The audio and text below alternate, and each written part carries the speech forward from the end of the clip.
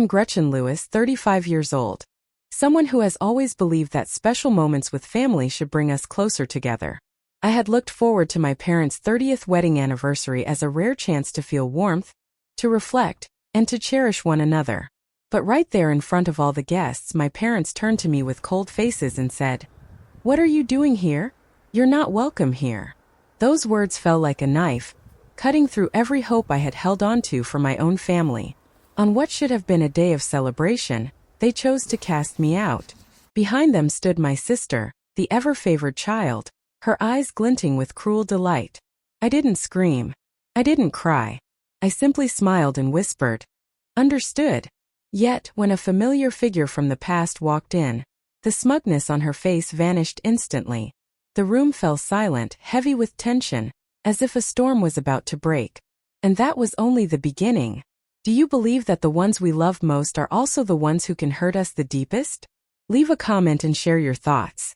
I want to hear your perspective. The older I got, the more I realized that without me, our family would have fallen apart long ago. Leaky roof? I called the contractor. Mom's car broke down? I paid for the repairs. Dad's medical expenses? My paycheck took the hit. As a software engineer making six figures, I could afford it. But it wasn't just about money. It became an expectation. My parents treated me like their personal ATM, and I let them, thinking that was what family meant. Meanwhile, my sister got a free pass. She was an influencer, all filters and glitter on Instagram, but her bank account was as empty as her promises.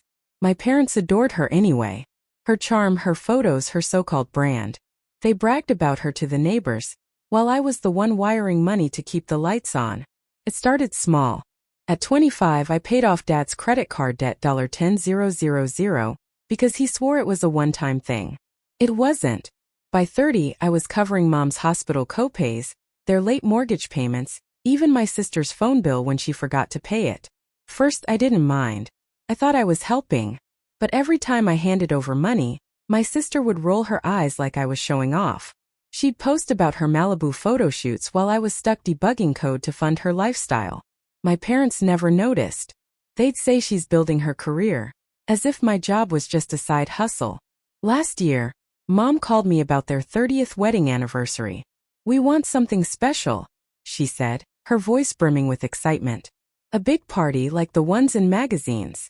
I agreed. I thought it would be a chance to bring us together, maybe even earn a thank you for once. I was wrong. My sister jumped in, tossing out ideas as if she were planning the Oscars. A live band, imported flowers, a coastal resort in Santa Barbara. She had a vision but not a dime to pay for it. "You've got this, right?" she said without looking up from her phone.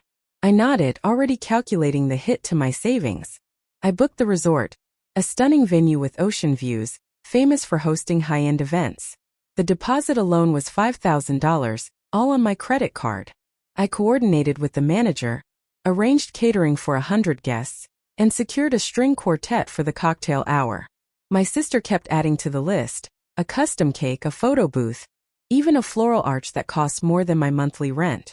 Each time she'd say, "It's for Mom and Dad," and I bit my tongue. My parents backed her up. "Let her shine," Dad said, as if I were just the logistics grunt. Mom chimed in. "She has such a creative mind." Creative maybe, but I was the one signing the contracts. Soon I started noticing things. My sister dodged my calls whenever I asked about her contribution. She'd text back vague promises, "I'll chip in later," but later never came. My parents didn't care. They'd gush about her latest sponsored skincare post while I sat on hold with the florist, negotiating delivery fees. Stung, but I pushed through. I wanted the party to be perfect, not for me but for them. I told myself they would finally see me, not just my wallet. By the time the plans were finalized, I'd poured $20,000 into the event. My sister hadn't paid a cent, and my parents hadn't offered. I was used to it. Their gratitude always went to her, never to me. But something felt different this time. There was intention I couldn't place, like they were hiding something. I brushed it off, focusing on the details, table settings, guest lists, sound checks. I kept telling myself it would all be worth it when I saw them smile at the party. That was my mistake. I didn't know that the very party I had sacrificed everything for would become the stage for their betrayal. Looking back, I should have seen it coming. My sister's carefree attitude, my parents' blind favoritism. It was all right there, plain as day. But I was too busy playing the good daughter, the reliable one, to notice the cracks.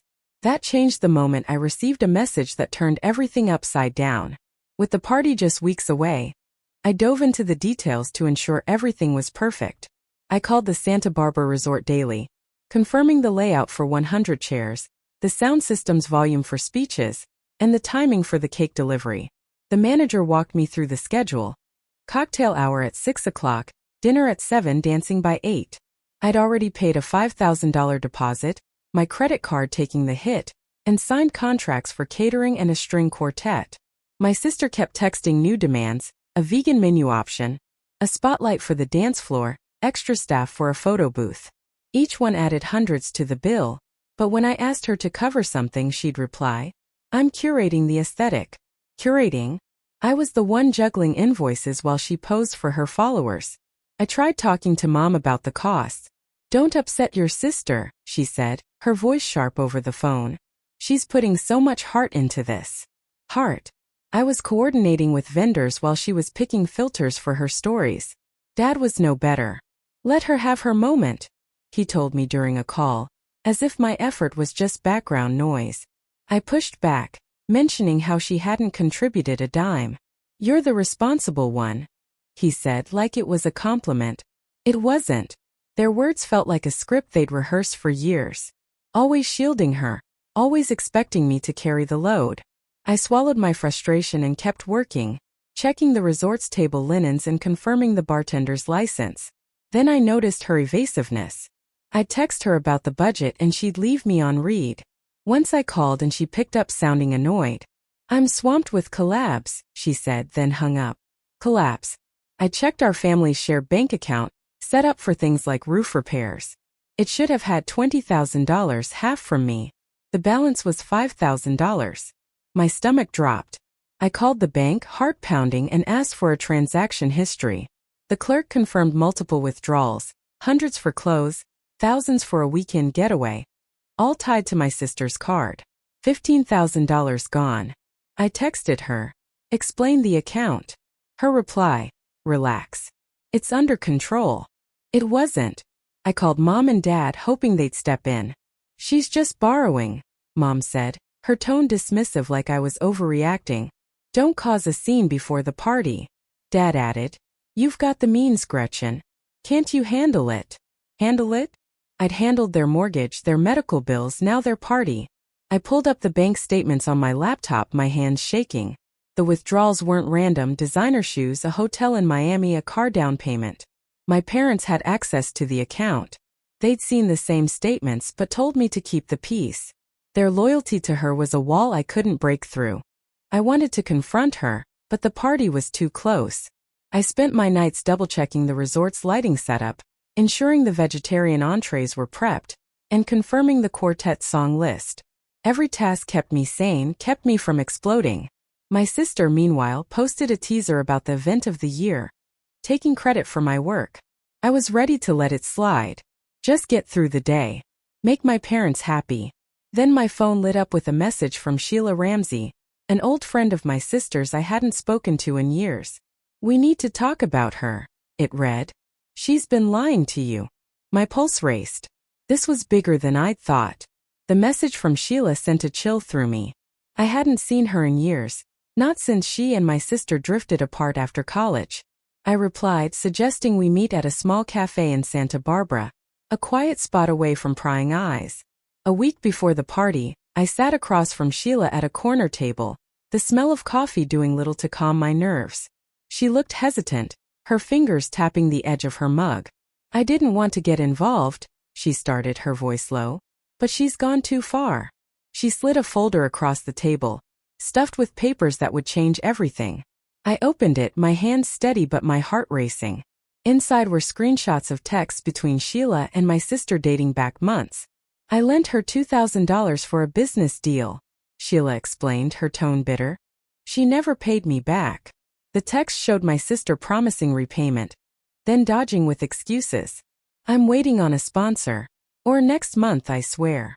Next came receipts, online purchases for luxury sunglasses, a spa weekend, even a deposit for a leased BMW. Then the real blow. Bank statements from our family account highlighting withdrawals totaling $15,000. My contributions were in there, meant for home repairs, not her shopping sprees. Sheila pointed to a date. She withdrew $5,000 last month alone, she said. I tracked it because she tried borrowing from me again. I stared at the numbers, my throat tightening. It wasn't just the money. It was the betrayal. Sheila leaned forward, her eyes sharp. She's been doing this for years, she said. Lying, borrowing, spending. I thought you should know before the party. I nodded, unable to speak. The evidence was undeniable, but I needed to be sure. I thanked Sheila, tucked the folder under my arm, and drove straight to my bank. The clerk confirmed it all. Multiple unauthorized withdrawals, all linked to my sister's card. Some as recent as 2 weeks ago. I asked about my parents' access to the account. They get alerts for every transaction, the clerk said. My stomach twisted. They'd known all along. That evening I called Mom and Dad, hoping for some shred of accountability. I laid it out, the missing $15,000, the receipts, the texts. She's been reckless, I said, keeping my voice calm. Mom's response was instant. Don't stir up trouble, she snapped. She's under pressure with her career. Pressure. I was the one funding their anniversary while she blew our savings on a car. Dad jumped in. His tone softer but no less infuriating. Just let it go, Gretchen, he said. We'll sort it out after the party. Sort it out. They'd seen the alerts, known about the withdrawals, and done nothing. They were protecting her again, like always. I pressed harder, asking why they hadn't stopped her. Family comes first, Mom said, as if I wasn't family too. I hung up, my hand shaking with anger.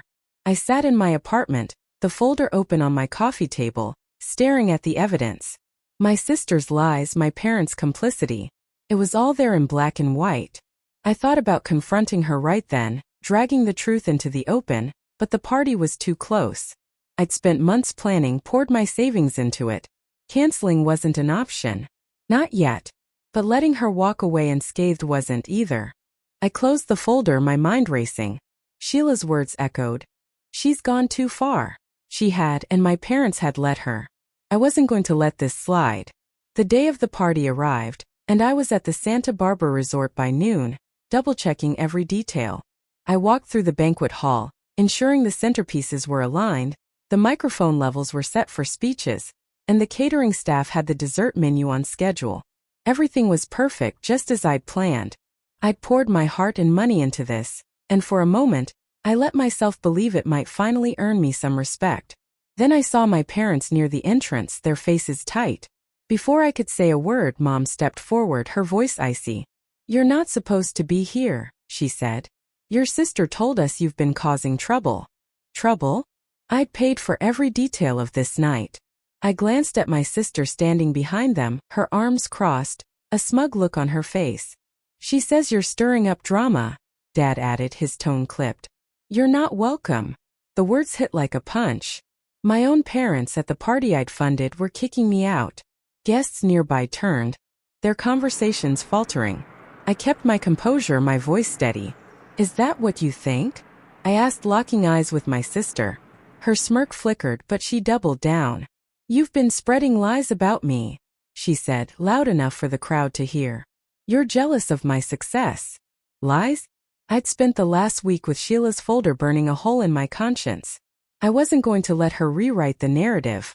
I turned to the entrance and nodded. Sheila walked in, her expression calm but unyielding. The room went quiet. My sister's face drained of color. What's she doing here? She stammered, her voice cracking. Sheila stepped forward, holding the same folder I'd seen at the cafe.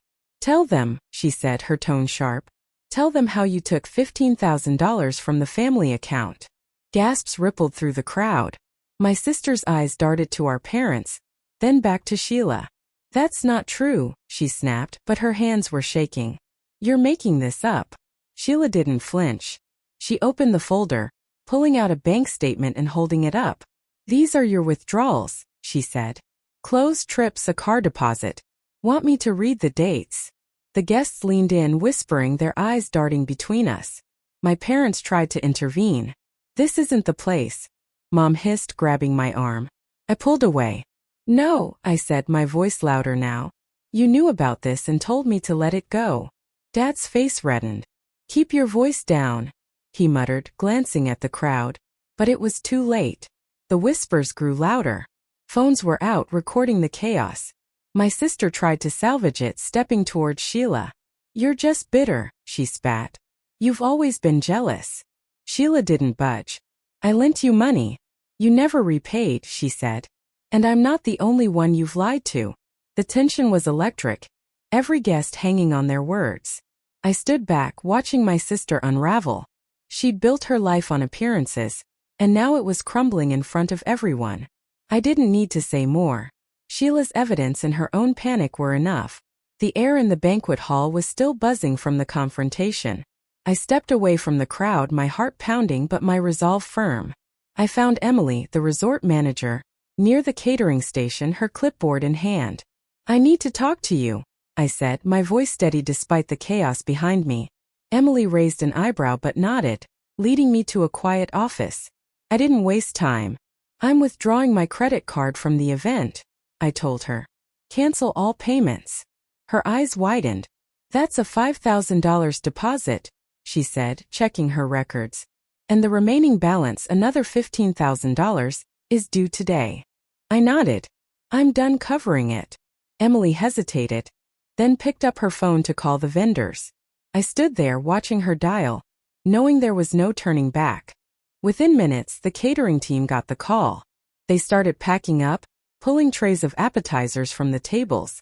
The string quartet stopped tuning their instruments, their manager shaking his head as he spoke to Emily. "No payment, no performance," he said, loud enough for guests to hear. Whispers turned to murmurs as people noticed the staff dismantling the dessert station. The party, my parents' perfect anniversary, was unraveling.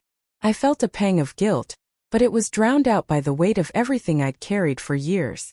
This wasn't just about money. It was about respect. My parents stormed over, their faces a mix of shock and fury. "What are you doing?" Mom demanded, her voice sharp enough to cut through the growing chaos. "You're ruining our day." Dad grabbed my arm, his grip tight. "Fix this, Gretchen," he said, his tone low but desperate. I pulled away, meeting their eyes. "I've been fixing things my whole life," I said, my words calm but firm. "I paid for this party, and you kicked me out because of her lies." My sister pushed through the crowd, her makeup smudged, her voice shrill. "You're so selfish," she shouted. "This is about Mom and Dad, not your grudges." The guests fell silent, their eyes darting between us. I took a deep breath, turning to face the crowd. "Let me set this straight," I said, my voice carrying across the room. "My sister took $15,000 from our family account, money I put in for our parents' home, their bills." I held up Sheila's folder, the one she'd handed me at the cafe. "She spent it on clothes, trips, a car, and they knew." I pointed to my parents, who froze. Gasps echoed through the hall. My sister's face crumpled, her hands clenching. "That's a lie," she screamed, but her voice wavered, betraying her. A woman nearby muttered, "I knew something was off," and others nodded, their phones still out, capturing every word. Mom tried to salvage it. "This is a family matter," she said, her voice pleading. "Don't air our business like this." But I wasn't backing down. "You told me to let it go," I said, looking right at her. "You covered for her, both of you." Dad's jaw tightened, but he didn't speak. The truth was out, and the guests were eating it up, their whispers now a low roar. The catering staff left through a side door. The quartet packed their instruments, and Emily approached me, her face grim. "Without payment, we're shutting down," she said. I nodded, feeling a strange calm. The party was over, and so was my role as the family's doormat. My sister lunged forward, her voice breaking. "You're destroying everything," she cried, tears streaming down her face. I looked at her, unflinching. "You did that yourself," I said. The weight of those words settled over me, heavy but freeing. I walked toward the exit, the folder still in my hand as the hall descended into chaos behind me. This wasn't the end, but it was a start. By the next morning, the fallout was undeniable. Emily, the resort manager, called me with a clipped tone. "The vendors are furious," she said. They're out $10,000 for unpaid services, catering, music, decorations. She explained that the catering company and the string quartet were preparing to sue, and my sister's name was on the contracts as the point of contact. They're coming after her, Emily added, her voice heavy with frustration. I didn't feel sorry for my sister. She'd spent our family's money on her own whims, and now the consequences were hers to face. My phone buzzed with texts from Mom. How could you let this happen? She wrote, her words dripping with blame. You humiliated us. I stared at the screen, my jaw tight. Humiliated them? I'd funded their celebration only to be thrown out on her word. Dad called an hour later, his voice gruff. You need to fix this, Gretchen, he said. Apologize to your sister and pay the vendors. I laughed, a bitter sound. I'm done cleaning up her messes, I said and hung up. They'd spent years shielding her, ignoring her lies, and now they wanted me to take the fall. I wasn't playing that game anymore. By evening, the story was everywhere. Guests had posted videos of the confrontation on social media, tagging my sister's influencer account. Clips showed her shouting, denying everything while Sheila held up the bank statement. The comments were brutal. She stole from her own family. What kind of sister does that? Her follower count dropped by thousands overnight. Brands unfollowed her, and her latest sponsored post, a skincare ad, was flooded with accusations. She tried to post a vague apology claiming a misunderstanding, but it only fueled the fire. People dug deeper, reposting screenshots of her lavish trips and designer purchases, linking them to the stolen money. Her reputation as an influencer was in tatters. My parents weren't spared either. A local gossip page on social media picked up the story, and soon posts were circulating about their role. They knew she was stealing and did nothing. One comment read, shared hundreds of times. Neighbors who'd attended the party chimed in, calling them out for favoring one daughter while shunning the other. At a coffee shop the next day, I overheard two women discussing it. Those parents should be ashamed, one said, shaking her head. I kept my head down, but inside I felt a grim satisfaction. They'd chosen to protect her, and now the community was holding them accountable. My sister called me that night, her voice trembling. You've ruined my life, she said, tears choking her words. The vendors are threatening to sue me. I stayed calm, my response measured. You took the money, I said. You signed the contracts. She sobbed, begging me to cover the $10,000 to make it go away. I refused. Figure it out, I told her and ended the call. Later, Mom sent another text accusing me of tearing the family apart. I didn't respond. I drove back to the resort to collect my belongings, the place now eerily quiet.